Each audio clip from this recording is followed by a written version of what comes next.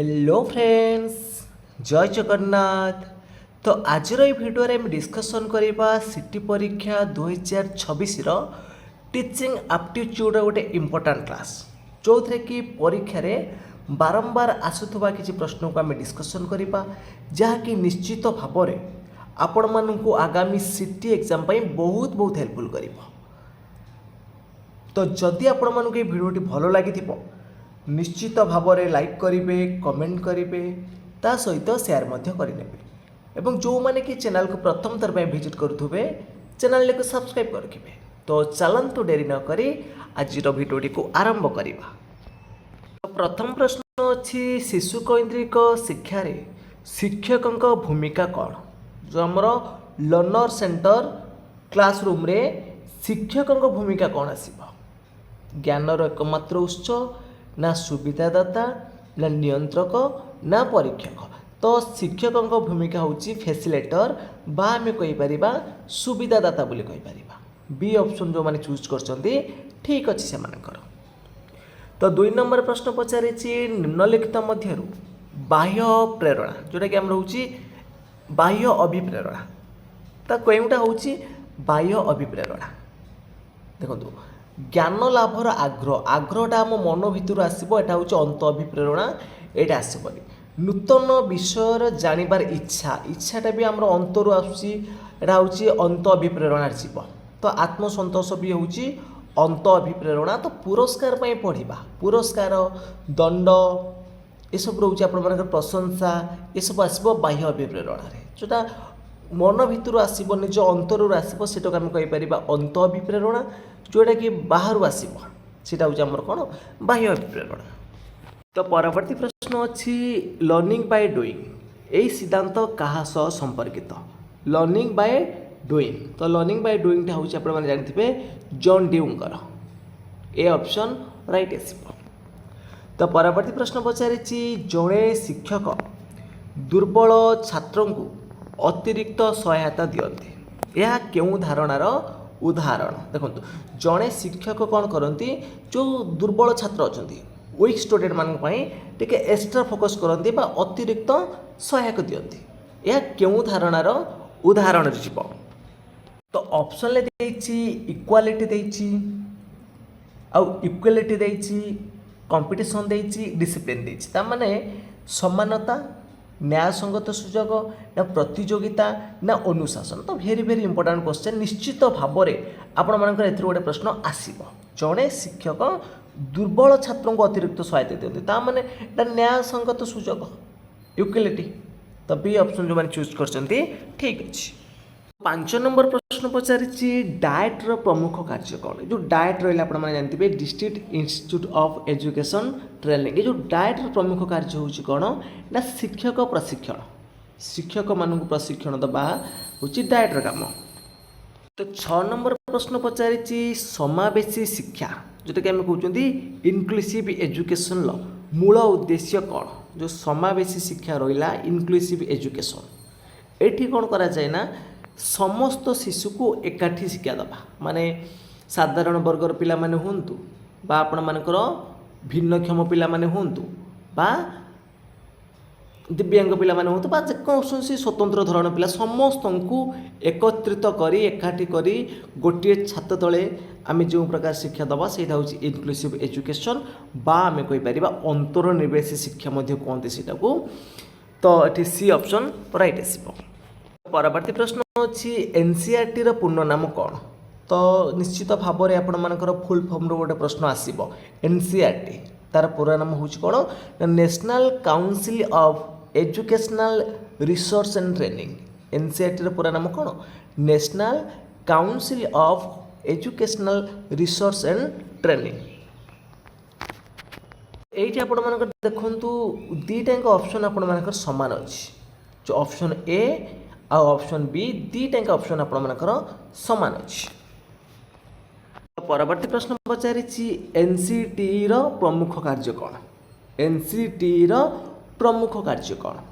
तो यार प्रमुख कार्य कौन ना शिक्षक शिक्षार मान निर्धारण करवा। एनसीटी रो प्रमुख कार्य होची शिक्षक शिक्षार मान निर्धारण करवा। परवर्ती प्रश्न अच्छी श्रेणी गृह अनुशासन रक्षार सर्वोत्तम उपाय कौन? तो श्रेणी गृह में अनुशासन रक्षा करवा तो आम दंड दे पारानी भय सृष्टि करवा कठोर नियम लागू करवा सब रही कौन आसब ना आत्म अनुशासन विकास करवा सी ऑप्शन राइट आसब। तो परवर्ती प्रश्न देती शिक्षण अधिगम प्रक्रिया केंद्रबिंदु किए? शिक्षण अधिगम प्रक्रिया केंद्रबिंदु किए किए आसब? छात्र मैंने आसबे। तो बी ऑप्शन ये आपण मानकर राइट आसब बा आम कहीपर जो ऑप्शन थी शिक्षार्थी आसबे।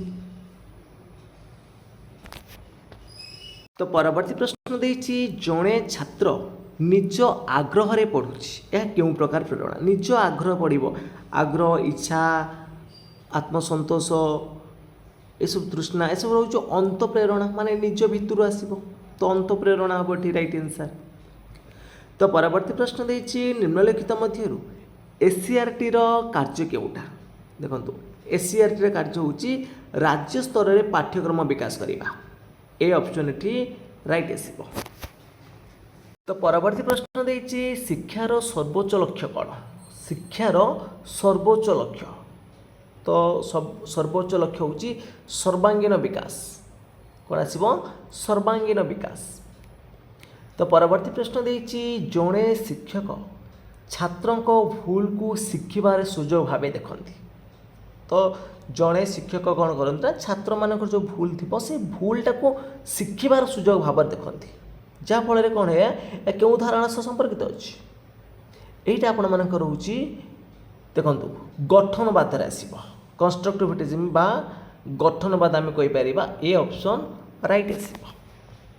परवर्ती प्रश्न पचारि जड़े शिक्षक केवल मेधावी छात्रों को प्रश्न पचारती केवल से मेधावी छात्र माने हायर अचिवमेंट पिला मानू से क्वेश्चन करेंगे तो मैंने यहाँ हूँ पक्षपातपूर्ण आचरण कर सी ऑप्शन राइट आसब। तो परवर्ती प्रश्न पचारि शिशु कैंद्रिक शिक्षा केउटी सर्वाधिक गुरुत्वपूर्ण? तो सबुठारु गुरुत्वपूर्ण होउछन्ति शिक्षार्थी तो शिक्षार्थी नथिले काहाको आमे शिक्षा दबा तो शिक्षार्थी हम एठी राइट आंसर।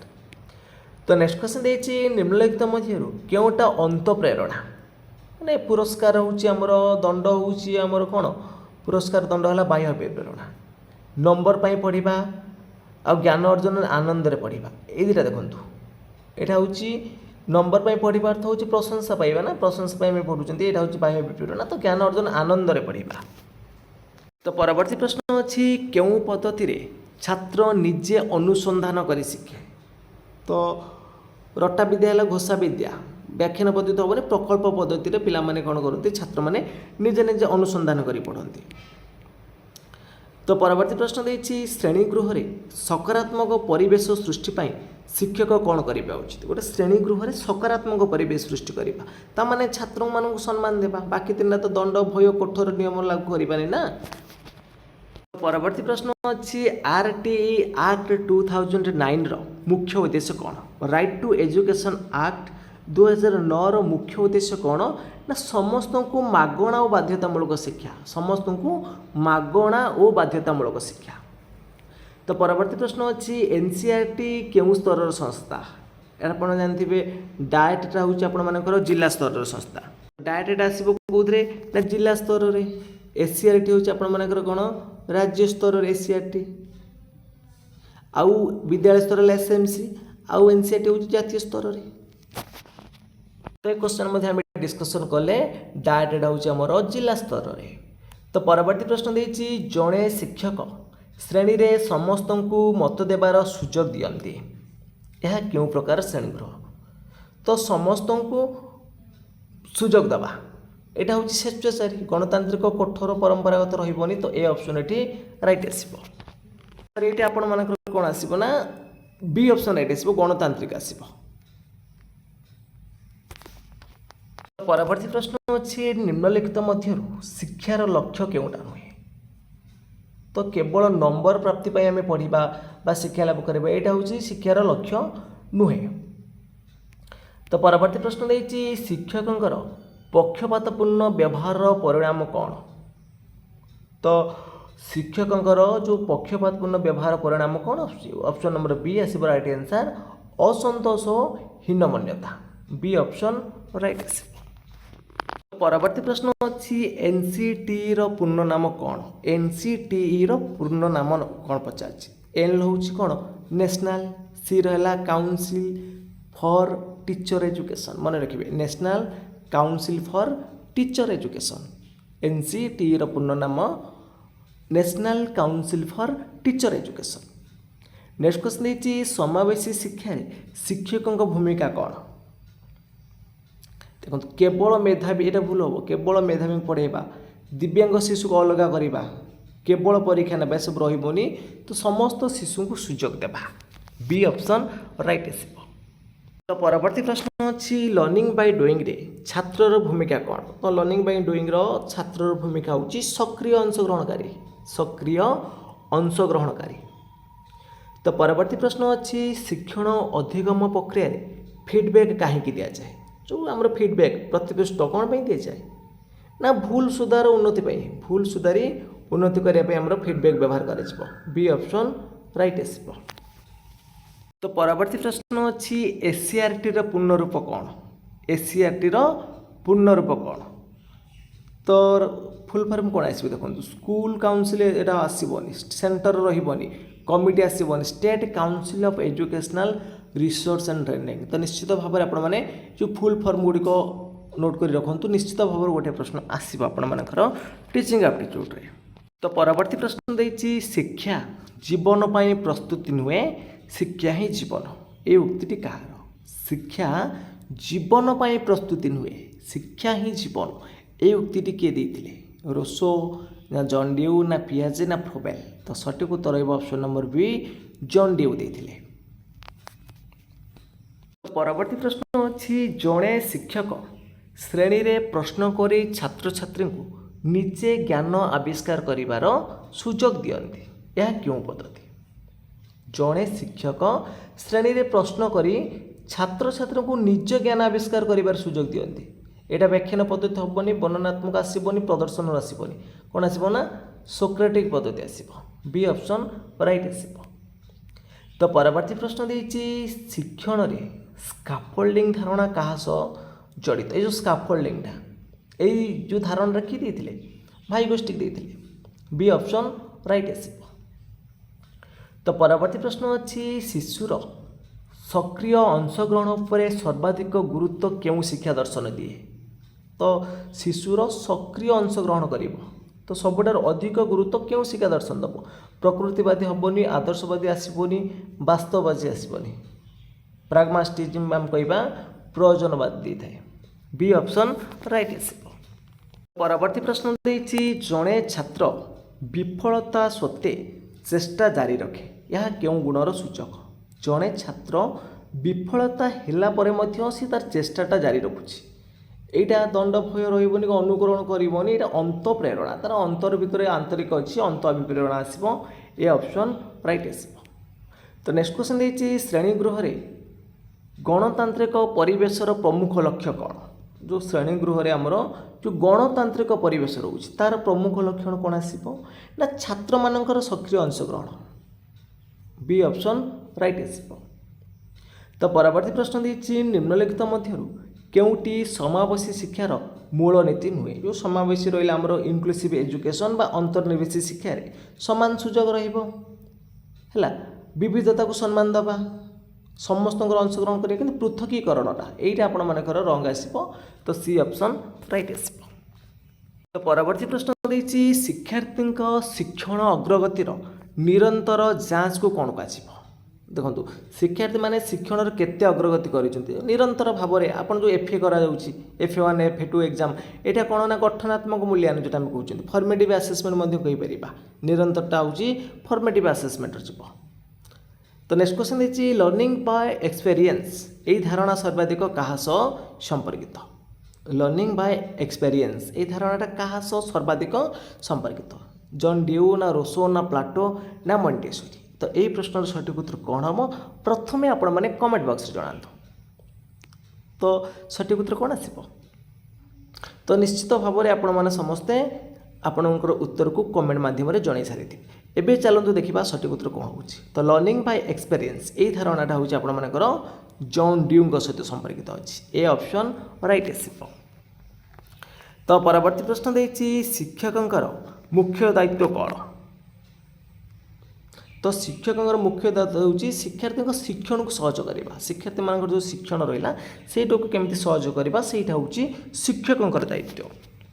परवर्ती प्रश्न देछि शिक्षण अधिगम प्रक्रिया रे फीडबैक रो मुख्य कार्य कौन। तो आम क्वेश्चन करूले फीडबैक रो मुख्य कार्य होउछि भूल को सुधारिबा।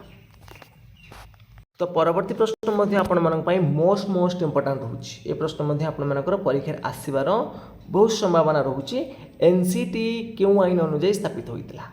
एनसीटी टा आपण मानक रहुछि 1993 1993 मसिया जो से आईन अनुसार एटा को प्रस्तुत कराइतला। तो परवर्ती प्रश्न देछि डाएट रो प्रमुख कार्य। तो यहाँ हूँ प्राथमिक शिक्षक प्रशिक्षण देवा डाएट जोटा सीटी आपण मैंने कले डाएट किंबा ईटीआई रे माने प्रशिक्षण नेबे तो प्राथमिक शिक्षक प्रशिक्षण हो पारे राइट आंसर। तो परवर्ती प्रश्न अच्छी एनसीईआरटी केउ वर्ष स्थापित होइतिला। National Council of Education Research and Training NCERT केउ वर्ष स्थापित होइतिला। तो सठिक उत्तर कौन आसबो ना सठिक उत्तर आइबो ऑप्शन नंबर बी 1961 मसिया रे। तो परवर्ती प्रश्न देछि स्कूल मैनेजमेंट कमिटी एसएमसी गठन रे आरटी एक्टर केउ धारा सह जड़ित। जो स्कूल मैनेजमेंट कमिटी रही यहाँ आपण मानकर देखंतु केउ धारा सहित जड़ित अछि।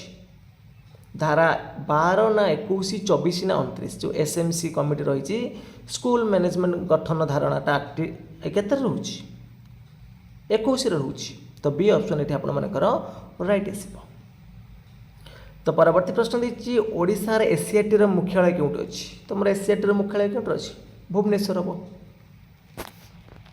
तो परवर्ती प्रश्न देछि no child should be left behind ए उक्तिटी केउ धारणा सह संपर्कित। No child should be left behind ए उक्तिटी केउ धारणा सह संपर्कित। एटा होछि आपण माने जानिथिबे जो समावेशी शिक्षा रहिला ए ऑप्शन राइट आसीबो। तो परवर्ती प्रश्न देछि केउ परिस्थिति रे शिक्षण सर्वाधिक प्रभावशाली होता है। देखो केउ परिस्थिति रे शिक्षणटा सर्वाधिक प्रभावशाली हम ना जिते बेले छात्र सक्रिय भाव अंशग्रहण करिवो सेते बेले जाइकि कोन हबो ना शिक्षणटा प्रभावशाली हम। तो परवर्ती प्रश्न देछि जणे आदर्श शिक्षकंकर सबुठारु गुरुत्वपूर्ण गुणटा कोन। जड़े आदर्श शिक्षकंकर सबुठारु गुरुत्वपूर्ण गुण कौन ना सहानुभूति निष्पक्षता बी ऑप्शन राइट आसीबो। तो फ्रेंड्स आज क्लास टी सरी जाइछि। जदि आपण मानकु क्लास टी भलो लागिथिबो निश्चित भाव में लाइक करेंगे कमेंट करेंगे ता सहित शेयर मध्य करेंगे और जो मैंने कि चैनल को प्रथम थर पर विजिट करुवे चैनल को सब्सक्राइब करेंगे। तो फ्रेंड्स आज पे इतकी जय जगन्नाथ जय हिंद।